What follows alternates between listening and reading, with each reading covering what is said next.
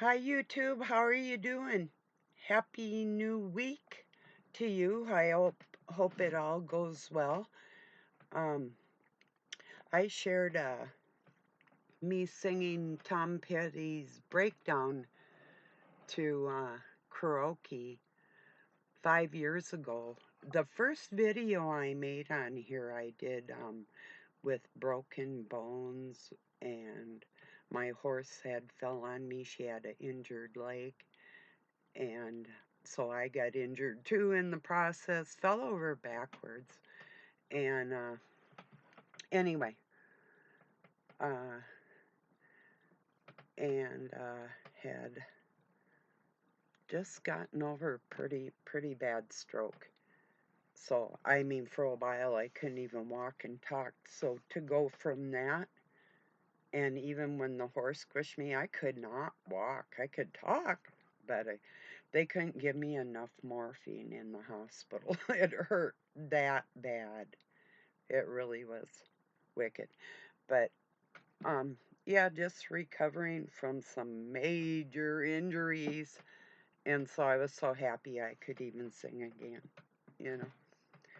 So anyway, that's over there if you want to see it. Somebody asked me to sing and write a song and play my guitar. Yeah, stop trying to butcher me with your words and know that of my integrity before you read something assuming the worst. That's my topic today. People that are assuming the worst out of other people. When I was a kid and went out into this world, I had a great mm, hatred at the time for people that were older. So that would be like the hippies. I was like the flower child generation.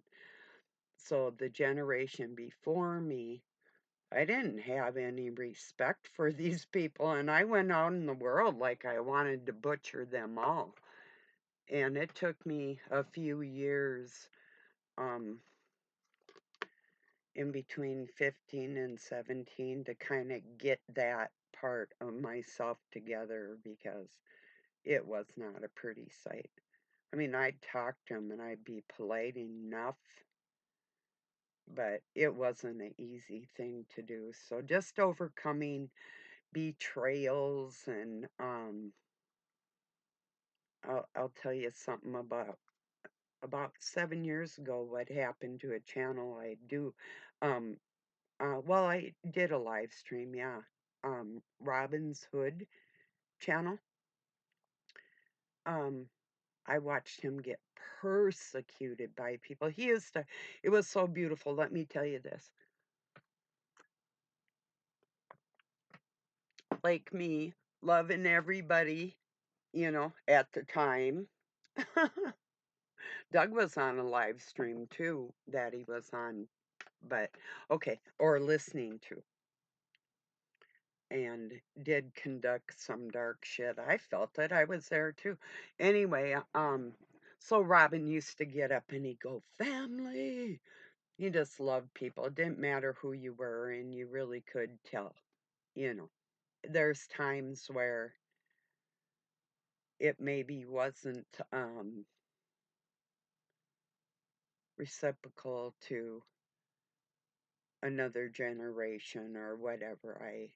There was a woman that was older than me there that didn't feel very comfortable, and I used to kind of get in a little bit of trouble with my mouth because I'd see people that were attacking other people. This one woman and lied about me, and then we were able to, I said, well, if that's the truth, then why is it like this or that?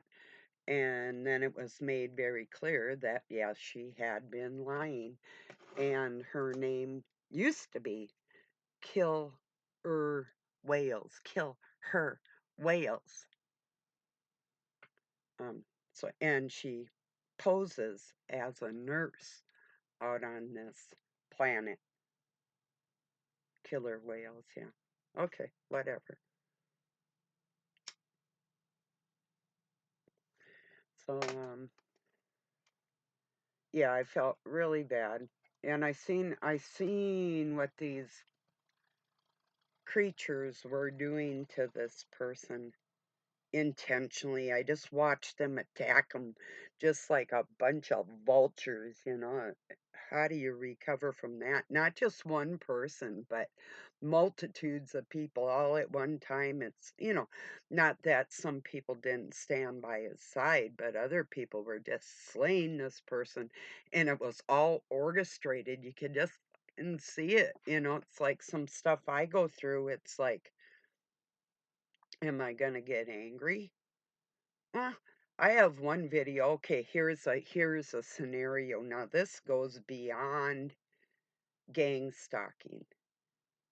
When you use the book of gematria to write your own story, but you actually weren't raised in the position like I was, where you actually wrote your story in the original book of gematria. Not the same thing that's going on out here now at all. But yeah, so for people that use numbers and uh, geometry through language or whatever, um, it's not what it used to be or what it's for.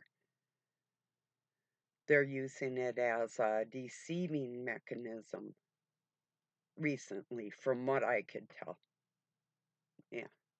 So if you want to see my maiden name, it's over on my Facebook. My middle name is Susan. You look up my name in the book of gematria until recent times, and I'm there for um, decades and decades. you know. So, so these people that say that it's like their book or whatever, get the fuck out of here. Yeah. But I'm just thinking about people that have wounds. I mean, to the trained eye, people that have wounds from their past that they're not really either aware of or they're not dealing with them, you know.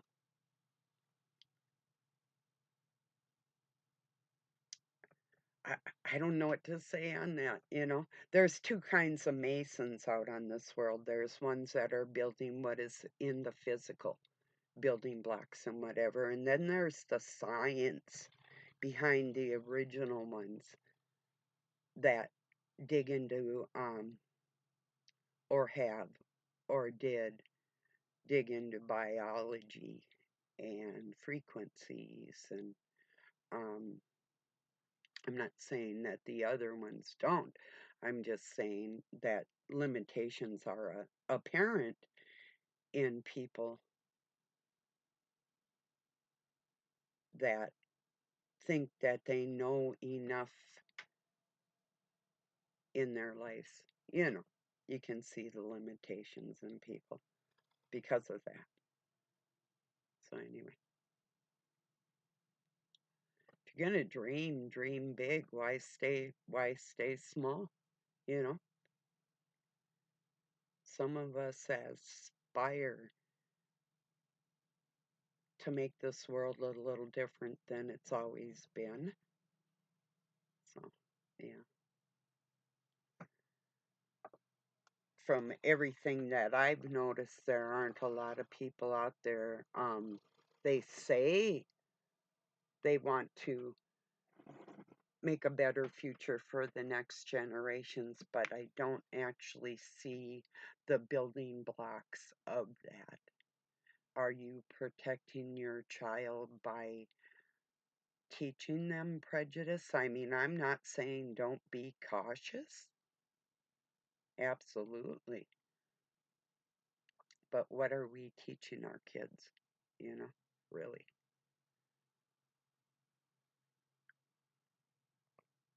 Um, my mom wasn't as prejudiced as my adopted dad. My birth mother isn't at all. She was with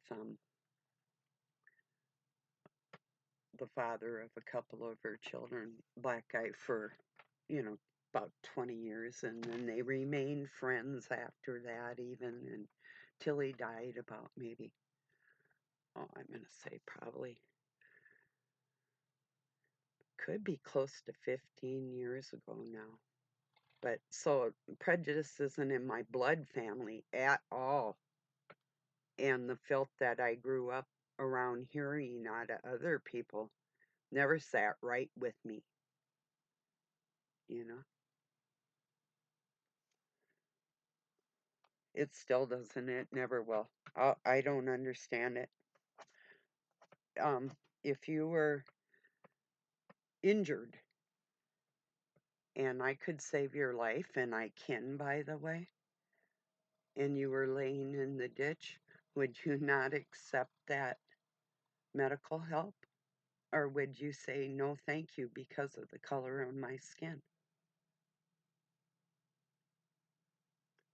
There's a serious question for you.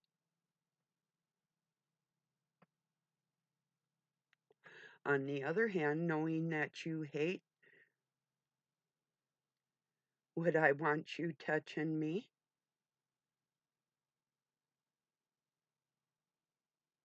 There's another serious question for you. Probably not. If I knew somebody actually definitively hated me, nothing that came out of their mouth would be righteous. It's all tainted.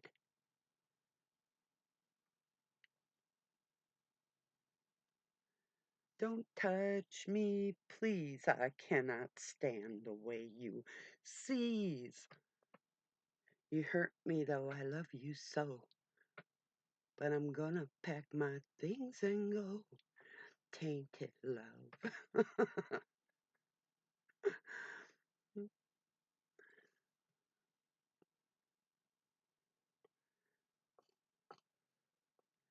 Yeah.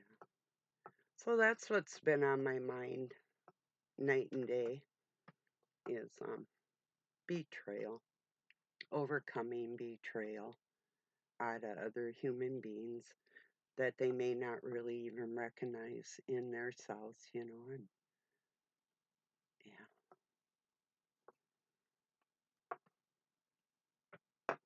You can believe this if you want, but I got a ride home on Prince's bike from a Raspberry Beret Woolworths that he worked in, and I got that hat for 25 cents. It was a felt hat like a beret, um, like the Green Beret hats, only it was raspberry colored. They were all over the place that year, and I gave him a kiss. And we were on the railroad tracks because if he had given me a ride all the way home, he might have died. So, anyway, and it started raining. True story.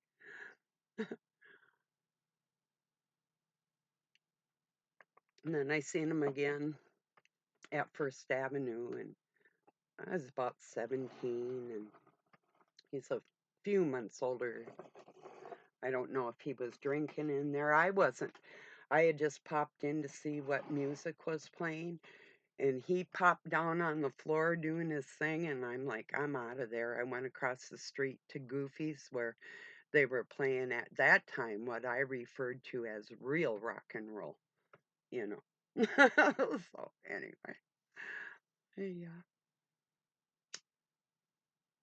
I like some of his music. I mean, I stuck around a little bit, but yeah.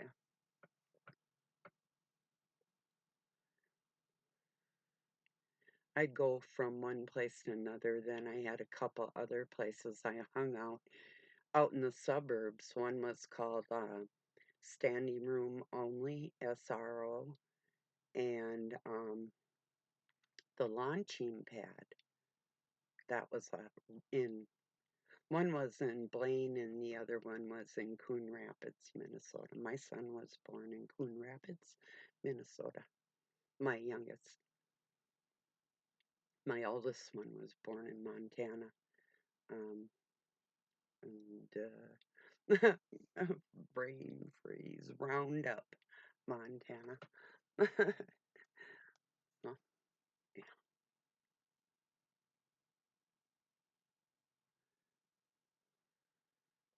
Oh, I was talking the other day about um my sister-in-law giving birth on the very same day. Um, so blonde, blue-eyed boys. Only Billy Joel, Luke's cousin. Luke is a Luke us, um, spelt that way intentionally because of the bloodlines and the story behind everything. My dad would call him Lucius sometimes. I'm like, no, don't call him that. I want the combination, not the separation, you know? So that was my intent on, well, anyway, Billy Joel and Luke, we put them side by side in this car seat because Luke was 6 pounds, 2.5 ounces, but 19 inches long. And Billy Joel was 19 inches long, only he was twice as big as Luke because Luke didn't have any fat on him, baby fat like that. Um, I just, he just didn't, I was too lean to have chubby baby like that, I guess. Anyway, for real. And I did eat some really healthy stuff if I could eat. So, anyway, the difference between the weight in those two boys was like 10 pounds.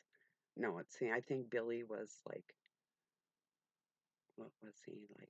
Yeah, he was like 10 something, and Luke, I think it was like 4 pound difference at birth. And then a month later, when we all got together, Luke looked like an old man when he was born in a very odd way. You know, if you've seen, I was walking before 9 months old. There's a picture of me on my brother's trike, 9 months trying to pedal that trike. So he had things in common, and he was talking at 2 weeks old. A lot of people don't believe it, but he was. Mama was his first word. It took him 9 months to say a sentence. He pointed at the sky and knew a color. He said, "Sea blue." Pretty cool, huh? I was holding him, and he points at the sky and he goes, "Sea blue." Or it sounded like boo, but I'm like, wow, I sure do. It was pretty cool. We play a game, Sorry, with the kid next door, um, that I've known for ever since he was a baby. Um, in on my lake place where I lived, and we would play the board game Sorry, and Luke he would be in his crib, standing there, and he'd go, "Sorry, sorry," and we'd all just start cracking up. 9 months old. He's pretty bright. So I spent a lot of time just teaching him language. That was my number one thing with my kids. We would play school, and they were reading and writing before they got into school. So just something I decided to do with my kids, and they're very literate. Their penmanship is beautiful, their reading abilities. If they hadn't have been around hard drugs, they would have been okay, but that didn't turn out in my favor. But when you're attacked, your kids are going to be attacked too. There's no doubt. Not a doubt. Depends on how hard you actually push back in society. If you conform, they're going to leave you alone. If you appear to conform, nobody's going to say nothing to you because you're going along just with what is planned. So, I mean, when other people are being hurt in this world and you're a part of that, That's who you are.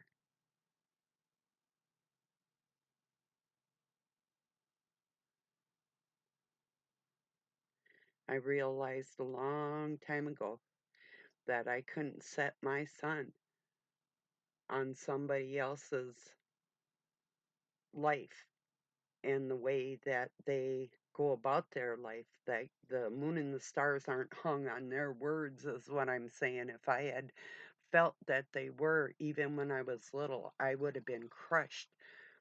And so, dealing with disappointments in my life in a healthy manner is all I've ever strived for, because it's always one thing or another with people. So you just have to learn to really deal with it, and that's what they call shadow work. Well, it's not in the shadow, it's right there up in your face. Work on that shit. If you don't have any shame in life for the damage you do to another human, you're shameful, not shameless.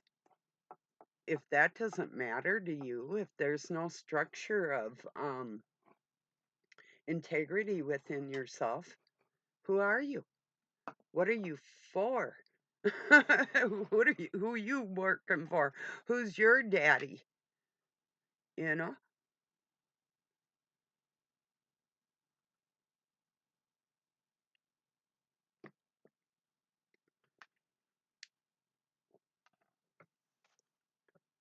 So yeah.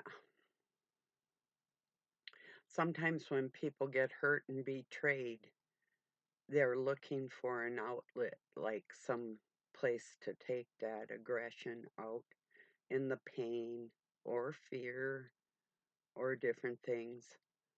And I learned a long time ago that somebody else isn't going to be a supplement for the person that harmed me.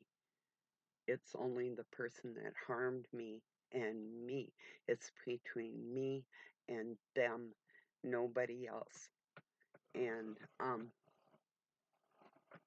if I'm going to go by whether it's male or female or religion or race and this group of people or that group of people that may not like me, um, and punish them for not liking me, I'm no better than them at that point. So we have to learn. Well, I'm glad I learned not to do that to other people. Now, if I'm personally pissed off at you, I'm going to tell you, and in no uncertain terms, and maybe terms you never even thought of, you'll hear come out of me.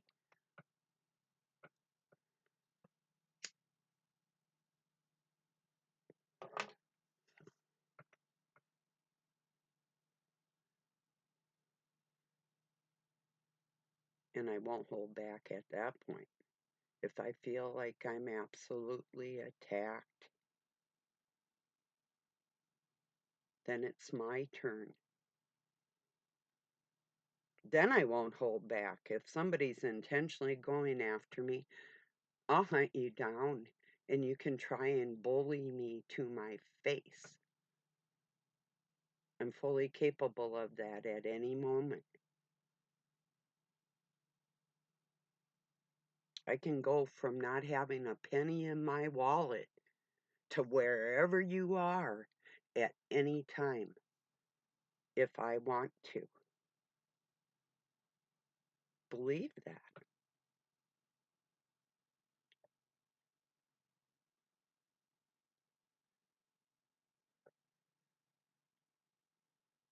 It might be time for a little road trip.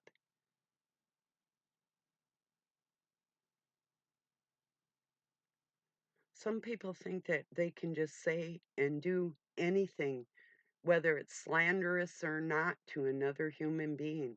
And there's nothing anybody can do about it because we're over the internet. Life isn't like that. You have to pay to play. if you're actually intentionally harming other people, it's not free and you will get yours. You might say you believe in karma. Yeah, when it's directed at somebody else, but what about you? How you doing with that? If you had a wife that's a cheater or a husband that's a cheater, are you going to hate all men and women because of that? If I did that, my sons wouldn't have anything to do with any human being. I had to be a good mom to sons after pure in hell. And a lot of women do that, and men, don't get me wrong. I'm not alone there. I'm just saying that if I had carried on my wounds from the past into the present, I wouldn't be the woman with the integrity that I have today. And I'd be a hypocrite. I wouldn't have any right to say a word about it because I'd be a hypocrite. So you go to your church and pretend you have a Lord that abolishes you from those types of activities because you're not abolished from it. It's in the ether forever. Everything you think and say and do is recorded from the inside out. There's just no hiding from it.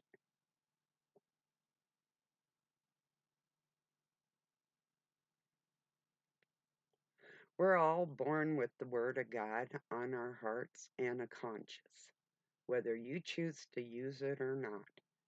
Narcissists are known for not using their conscience and being very impulsive and very stubborn and not really open minded enough to be a great teacher. Gotta take care of you first and then take care of other people. If you're not healthy, you can't help another unhealthy person that way. You have to heal what's hurting you on the inside or your fears or whatever it is. You have to take care of that for yourself first before you can take care of another person.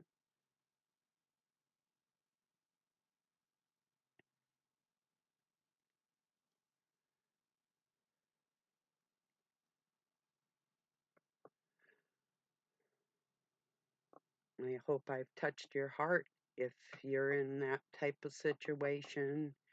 I've been through it. I understand. I thoroughly understand. But I'm not going to stop loving people and I'm not going to hate on you just because you're trying to bait me into your turmoil. It's not going to work on me. I'll come to your house. I don't play this shit over the internet.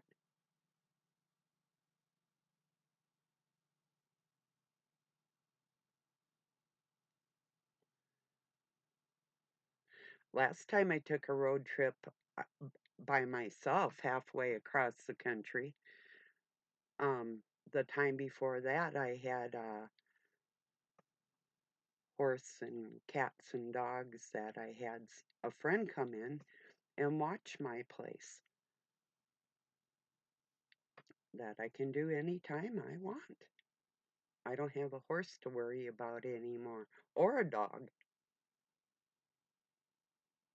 So I have no obligations outside of just whatever the hell I want to do.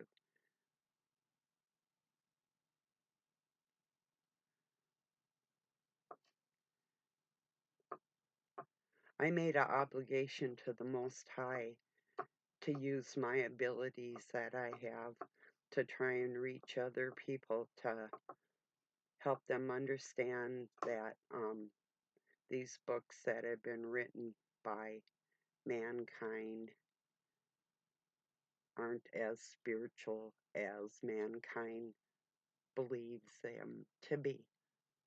And it's all entwined, it's all twisted, and okay, here's another one. This is like, here's a scenario. There's Billy Carson, Ben Davidson think that they know history and science and different things in life, and they've written books. I call them baby masons.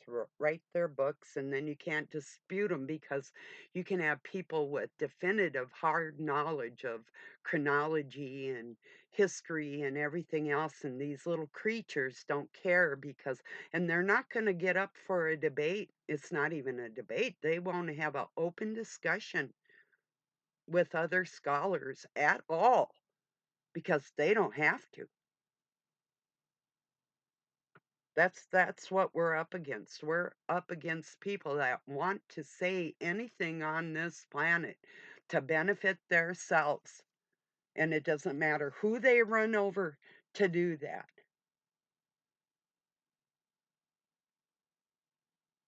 This dude that I just mentioned, Billy Carson in particular, has been caught in several lies. If we want to call them lies, they're untruths, and won't have an open discussion with other people that have um,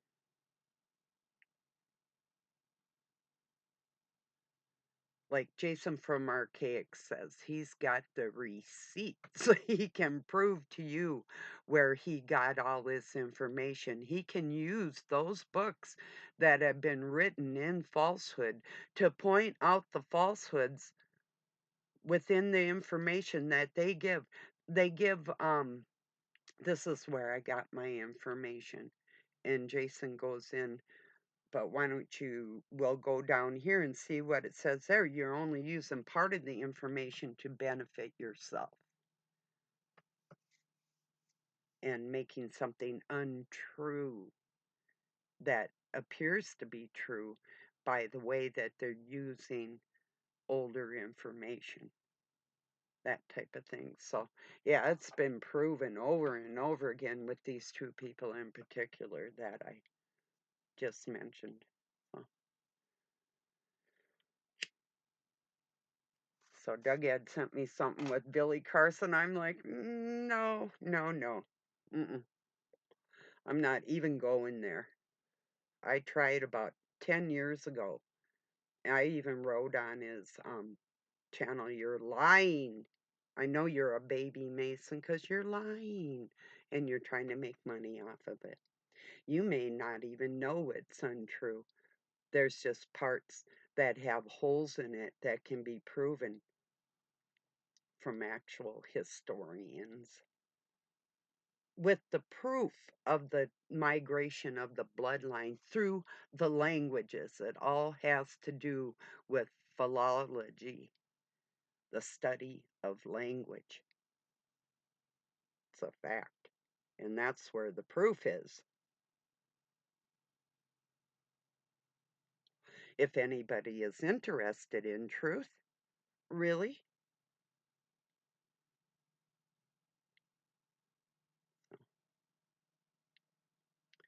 Anyway, I'm going to get this uploaded. That's what's on my mind. The hypocrites that really do not have love for humanity. All right, everybody. Peace and love from Pine City, Minnesota, USA. Have a good night or day wherever you're at.